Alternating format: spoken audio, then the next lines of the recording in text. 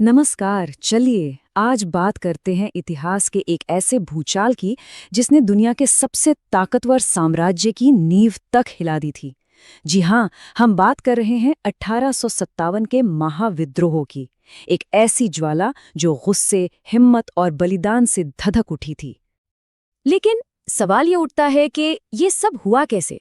मतलब सोचिए, आखिर ऐसा क्या हो जाता है कि एक पूरी की पूरी सेना जिसे बनाया ही गया था अपने मालिकों की हिफाजत के लिए, वही उनके खिलाफ उठ खड़ी होती है? चलिए इसी सवाल का जवाब ढूंढते हैं और तह तक चलते हैं। कहते हैं ना, हर बड़ी आग की शुरुआत एक छोटी सी चिंगारी से होती है, और 1857 के विद्रोह की वो चिंगारी थी सिर्फ एक अफवाह। जी हाँ, एक ऐसी अफवाह जिसने बारूद के ढेर में जैसे आग ही लगा दी। तो हुआ ये कि सब कुछ शुरू हुआ एक नई राइफल और उसके कारतूसों से। एक अफवाह फैली और तेजी से फैली कि इन कारतूसों पर गाय और सूअर की चर्बी लगी हुई है और इन्हें इस्तेमाल करने के लिए मुंह से काटना पड़ता था। तो जरा सोचिए, ये हिंदू और मुस्लिम दोनों ही धर्म के सैनिकों के लिए कितना बड़ा, कितना सीधा धार्मिक अपमान था। लेकिन यहाँ एक बहुत जरूरी बात समझनी होगी।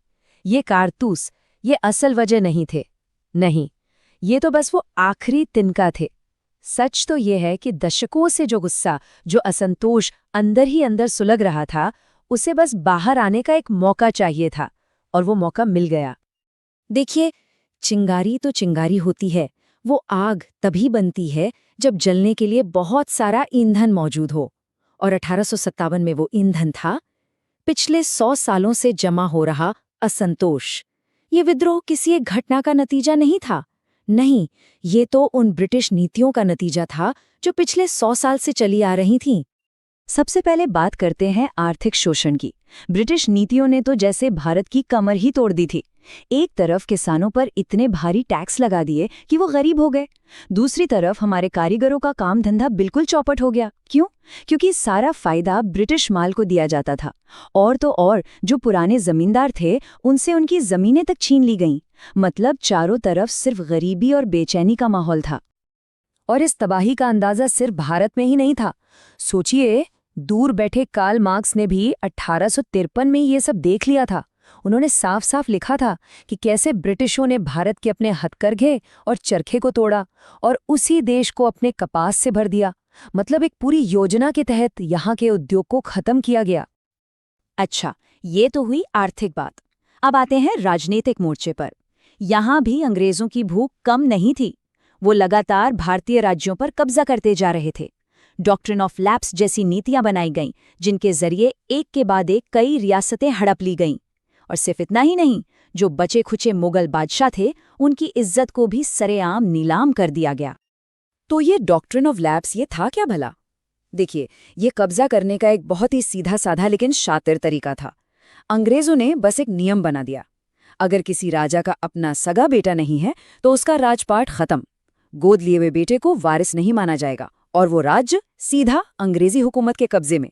बस इसी एक नियम ने झांसी, सतारा, नागपुर जैसे कई बड़े बड़े राज्यों को रातों रात अंग्रेजों का गुलाम बना दिया। और बात यही नहीं रुकी। अंग्रेजों ने अब लोगों के सामाजिक और धार्मिक मामलों में भी दखल देना शुरू कर दिया। अब देखें, सती प्रथा को खत्म करना एक अच्छा कदम हो सकता है, लेकिन लोगों ने इसे भी शक की नज़र से देखा। उन्हें ये लगा कि ये उनके धर्म और उनकी संस्कृति पर सीधा हमला है। उन्हें डर था कि अंग्रेज सब कुछ बदल के रख देना चाहते हैं। तो ये थे वो सारे कारण जो पूरे देश में सुलग रहे थे। अब लौट कर आते हैं उन सैनिकों पर जिन्होंने इस विद्रोह की पहली चिंगारी भड़काई थी। आखिर उनकी अपनी क्या परेशानियां थीं? सेना के अंदर ऐसा क्या चल रहा था? देखिए, इस बात को समझना बहुत जरूरी है कि सिपाही कोई आसमान से नहीं उतरे थे। वो असल में वर्दी में किसान थे।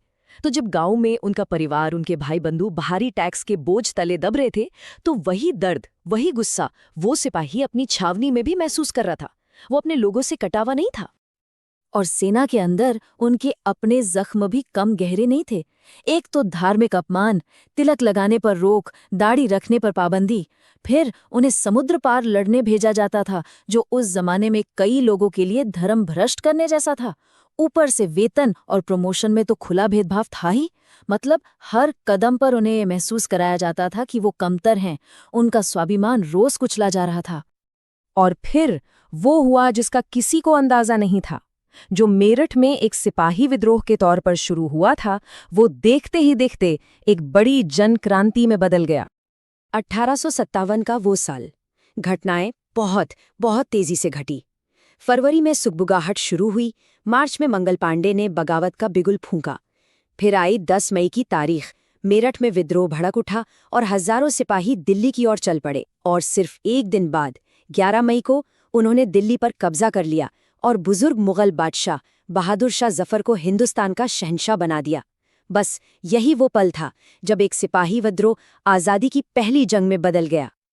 और ये बात साफ कर लेनी चाहिए कि ये सिर्फ सैनिकों की लड़ाई नहीं थी, बिल्कुल नहीं, ये एक जन आंदोलन बन चुका था। एक मिसाल सुनिए, अकेले अवध में लड़ने वाले 1.5 लाख बागियों में से पता है कितने आम नागरिक थे? 1 लाख से ज्यादा। किसान, कारीगर, छोटे मोटे जमींदार सब शामिल थे। ये आंकड़ा ही अपने आप में बताता है कि ये गुस्सा कितना गहरा और कितना फैला हुआ था।